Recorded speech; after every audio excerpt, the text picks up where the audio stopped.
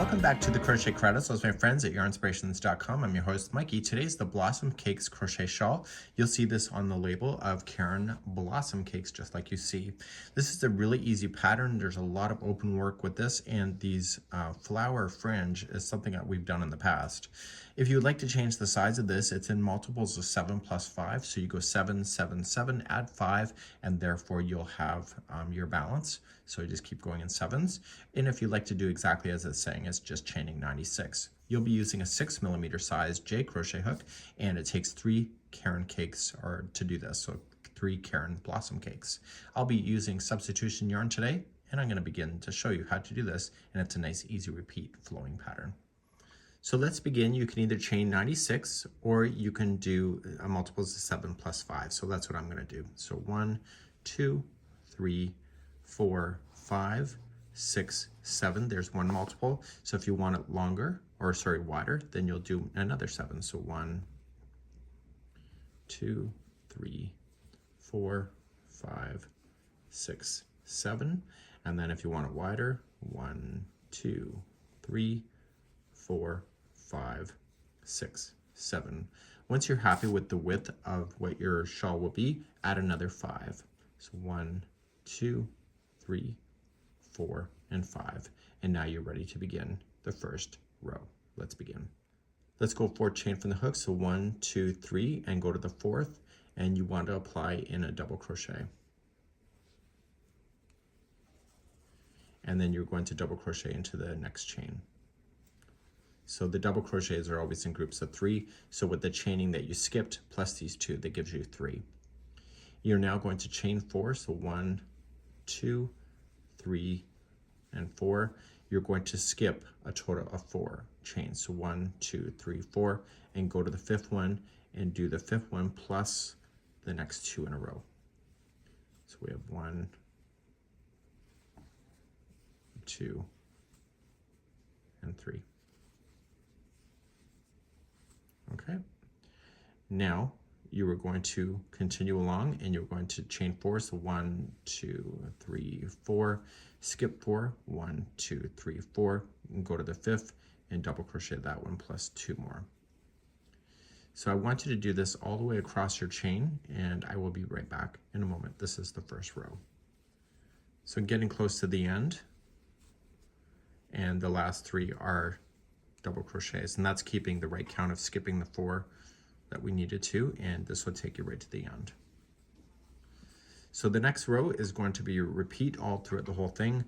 So you're just going to turn your work, and let's do the second row, which is the repeat.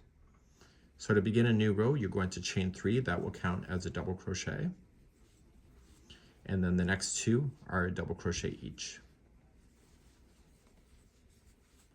And then you are going to skip the next chain 4 space, and to do that you need to chain 4 to jump over it. So 1, 2, 3, 4, and then come into the next 3 double crochets and just put 1 into each. And that's all you need to do. This whole thing is just that open and nice and easy flowing. So once those 3 are done, chain 4 and then jump to the next 3 double crochet.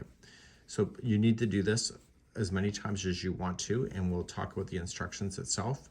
And we need to end on a wrong side, and I will show you that in just a moment on what that means. Okay, so I'm coming close to the end of the row, and there's a turning chain at the end of the row. Don't forget that turning chain, and you're going to go into the top of the turning chain. Don't go into a space between the 2. Always stay within the chain work. Okay, and then you'll double crochet there. So this is considered ending on the wrong side. See where this is? This is the starting tail. If it looks like this, you're on the wrong side. So when it says to repeat the set of instructions until 75 inches long, so it's going to be 75 inches going up and on the wrong side, so that this tail is on this side. And once you get that done, then you can start the fringe work. But what we need to do from that point is that we need to create the flowers. So what I'm just going to do off camera is I'm going to do 2 more rows, and then I'm going to show you what to do from that point. So once you get to the length that you need, and it says 75 inches ending on a wrong side, the tail is over here, so I am on the wrong side, so I'm ending. And so I'm just going to snip off my yarn and fasten that in. Okay, so we're good to go. So now what we need to do is just turn it over, and when you look at the right side, the starting tail should be over here. Okay, so if you want to weave in your tails, you can do so. Just maybe put a stitch marker in so you know which is the right side. So a stitch marker can just be spare yarn or whatever you need to do in order to indicate that you are on a certain side. So to do something like that for myself, what I would just do is just put in around a post, just a spare piece of yarn, and link it in, and therefore you'll have the indication of what is your right side. So whenever you see this, you're on the right side. So the other side you don't. Okay, so let's move on, and we need to make 64 flowers. You can do a different color with that. I'll show you how to do one, and then I'll show you how to attach. Page number 2 has the flowers. They're all the same flowers, just put here for illustration purposes. So you can see that there's one length that's longer, a little bit shorter, and then the shortest, and then all of them are working together. So long, medium, and short. And so you're going to do that all the way across the edge.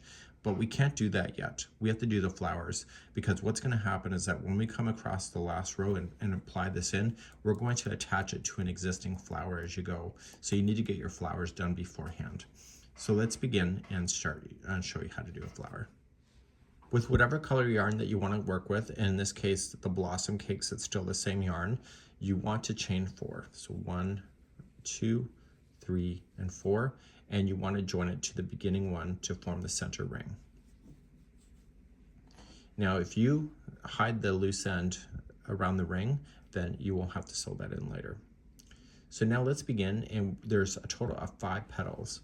To begin, you are going to then just chain 4. So 1, 2, 3, 4, and then right into the center of the petal, there's going to be a lot going on. There's going to be 3 trebles. So we're going to say 1, 2, and 3. And now we need to get back down to the center. So after the 3 are there, chain 4. 1, 2, 3, 4, and slip stitch it around the center. So that was 1 petal out of 5. So to start a new petal, it's 1, 2, 3, 4, and then around the center of the ring again, 3 more trebles. So we have 1, 2, and 3, and then you need to come back down to the center again. So chain 4 and slip stitch. So I need you to do this to the point that you can see 5 petals. There's going to be a lot going on into the center of the ring, and I'll pick you there up in a moment. As soon as you've covered over top of the straggler or the loose end enough, you can just simply just cut that and get that out of your way, and then you'll be good to go. So let's continue, and I will see you when you get 5 done. So I'm just coming around, and I'm just going to slip stitch, and that's done. So slip, and you will need a tapestry needle just to get rid of the loose end to hide that into the back side of the flower. So just pull it through like that. Now if you want to dampen these and then lay them flat to dry, they will look better in presentation, but that's up to you if you want to do that. It's called blocking. Almost kind of reminds me of a shamrock.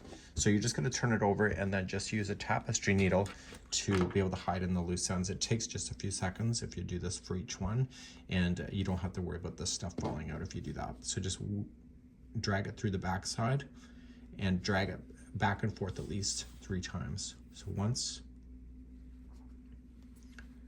twice, and 3 times. Okay, so you want to do a total of 64 of them if you're matching the exact size or how many you think you need, and then we're going to begin and use that as part of the fringe coming up next. So the first thing you need to do is that you need to make sure the right side is facing up. It is, and I can tell.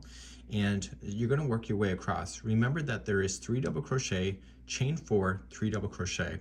So what we're about to do is operating based on 3 stitches. And so sometimes you will see that there's more stitches that appear in between sections than others. It's based on the chain counts that you see. Once you have one side done, you're just going to turn it over with the right side facing up and do the exact same thing on the opposite side and go all the way across. So let's show you how to begin and start. So to begin, you're going to start with the right side facing up, and you were just going to immediately start with the long flower. So you're just going to just join it, and now you're going to chain a total of 28. So I'm just going to chain just a few of them. So 1, 2, 3, 4, 5, 6, 7, 8, 9, 10. So let's just say that I did 28 in this, and just for space reasons on the camera, is that this is 28. Now you're just going to slip stitch it around the top of a chain 4.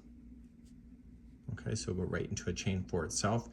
You can probably go into a space if you really wanted to, if you feel that compelled.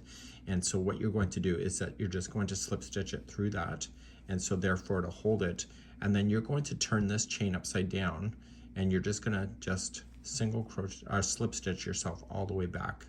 So keep slip stitching all the way back down, and you're going to get to the bottom in just a few seconds from now. So once you're at the base here, you're just going to single crochet where you joined it before. And now once you have that one done, you were just going to do that one. So that's considered 1, and then single crochet the next, and then the third one. And therefore then you'll chain, and now you'll chain the smaller amount. So this is the medium size. So you just continue to do that. So you'll chain 14 in that particular case, and then you will just attach your flower at the top of that and then slip stitch yourself back down. And when you come back down, you were going to then single crochet then the next 3, and then you're going to chain 4 and then attach a flower, and so on. So you just have to continue to follow along, and all of these flowers will be at different lengths. And when you're wearing these kind of ideas, you're going to notice is that they'll just be free flowing as they go. So it's a really neat idea in order to do it.